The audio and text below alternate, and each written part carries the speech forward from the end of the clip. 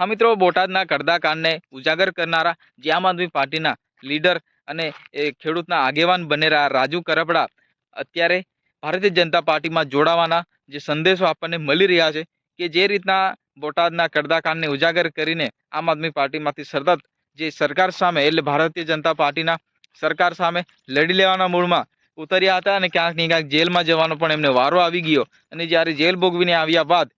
એ અત્યારે ભારતીય જનતા પાર્ટીમાં જોડાવા માટે આમ આદમી પાર્ટીમાંથી રાજીનામું આપીને ક્યાંક ને ક્યાંક એ ખેડૂત સાથે જે અન્યાય થયો છે એ પણ પોતે પોતાના સ્વાર્થમાં આવીને ભૂલી ગયા છે એવું જનતા જણાવી રહી છે। કારણ કે જે રીતના ખેડૂતને અન્યાય થયો છે એ તો એમને ખબર જ છે, પરંતુ ક્યાંક ને ક્યાંક એમને ઓફર આવી છે ભારતીય જનતા પાર્ટીમાં જોડાવા માટેના, ક્યાંક ને ક્યાંક એમને પૈસા રૂપિયા ફેંકવામાં આવ્યા હશે એટલે આ બીજી પાર્ટીમાં જોડાઈ રહ્યા છે। ખેડૂતનો જે પ્રશ્ન છે એ તો ત્યાં ને ત્યાં જ ઊભો છે, પરંતુ ક્યાંક ને ક્યાંક નેતાઓ બદલાઈ રહ્યા છે, ખેડૂતોની દશા એને એ જ છે। તો મિત્રો, લોકો જનતા જણાવી રહી છે કે ભાઈ ક્યાંક ને ક્યાંક આ અમારી આમ પબ્લિકને કોણ દેખશે, અમારો સહારો કોણ છે। હવે લોકો જે કહી રહ્યા છે કે ભાઈ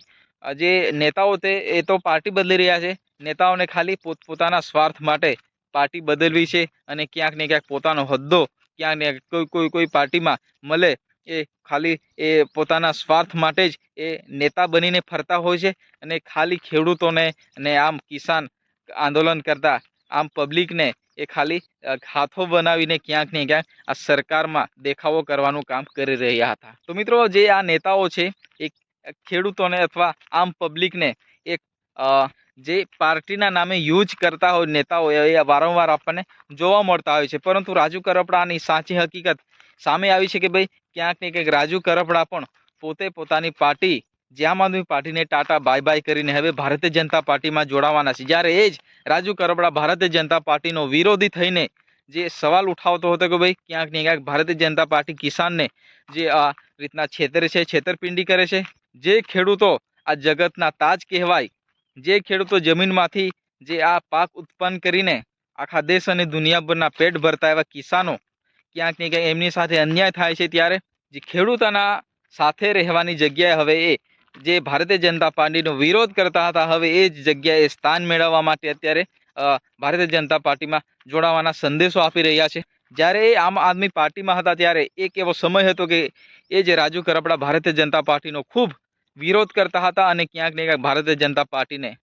ખૂબ આડે હાથ લીધા હતા। પરંતુ એ જે રાજુ કરપડા અત્યારે ભારતીય જનતા પાર્ટીમાં જોડાવાના છે, ત્યારે આ ખેડૂતો શું રાજુ કરપડાને માફ કરશે એ અહીંયા સવાલ ઊભો થઈ રહ્યો છે। મિત્રો, ક્યાંક ને ક્યાંક રાજુ કરપડાનો વિરોધ પણ એ વિસ્તારમાં અત્યારે ખૂબ જોરદાર થઈ રહ્યો છે અને રાજુ કરપડાને હવે એ વિસ્તારમાં હવે પ્રચાર પ્રસાર કરવા માટે આવવા નહીં દે એવું લોકો પણ જણાવી રહ્યા છે। કારણ કે જે કિસાનનો પ્રશ્ન છે એ તો ત્યાંનો ત્યાં જ ઊભો છે, પરંતુ જે કિસાનનો આંદોલન કરનારા એક આગેવાન બનીને કિસાનના આગેવાન બનેલા એ જ નેતા અત્યારે પાર્ટી બદલી રહ્યા છે। તો મિત્રો, આ એક આપણને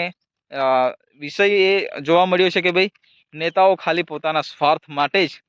પાર્ટીમાં જોડાતા હોય છે અને ક્યાંક ને ક્યાંક પોતાની પાર્ટીને ક્યાંક ને ક્યાંક એ મજબૂત કરવાના ઈરાદે આમ પબ્લિકને યુઝ કરતા હોય છે। તો મિત્રો, સ્વાભાવિક છે કે કોઈ પણ પાર્ટી એમને હોદ્દો આપે, કોઈ પણ પાર્ટી એમને કોઈ ટિકિટ આપે, એની ઓફર આવતી હોય એટલે પોતે અને સેટ થઈ જવા માટે કોઈ પણ પાર્ટીમાં જોડાઈ જતા હોય છે। તો મિત્રો, આપણે કોઈ પાર્ટીનો પ્રચાર પ્રસાર કરતા નથી, આપણે તો જનતા સાથે છે, જે સાચું છે એ જ હકીકત આપણી જનતાને બતાવવાનું કામ આપણે કરી રહ્યા છીએ। મિત્રો, વિડીયો તમને પસંદ આવ્યો હોય તો વિડીયોને લાઇક કરો, ચેનલને સબસ્ક્રાઈબ કરો, વધુમાં વધુ શેર કરો। ફરી મળીએ નેક્સ્ટ વિડીયોમાં, ત્યાં સુધી જય હિન્દ।